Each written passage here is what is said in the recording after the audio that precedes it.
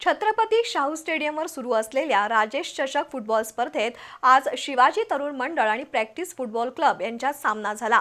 या सामन्यात शिवाजी तरुण मंडळानं प्रॅक्टिस क्लबवर 3-1 गोल फरकाने विजय मिळवत उपांत्य फेरीत धडक मारली आहे।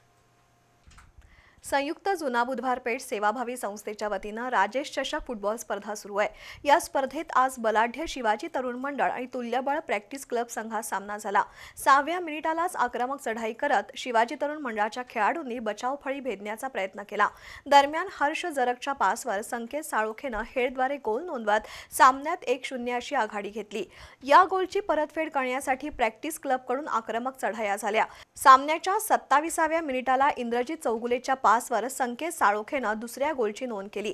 दरम्यान प्रॅक्टिस क्लबच्या आघाडीच्या फळीतील खेळाडूंनी शिवाजी तरुण मंडळाची बचाव फळी भेदली। सामन्याच्या 31व्या मिनिटाला केवल कांबळेच्या पासवर सुजित एसनं हेडद्वारे गोल नोंदवत संघावरील आघाडी 1-2 अशी कमी केली। उत्तरार्धात दोन्ही संघांकडून आक्रमक चढाया झाल्या।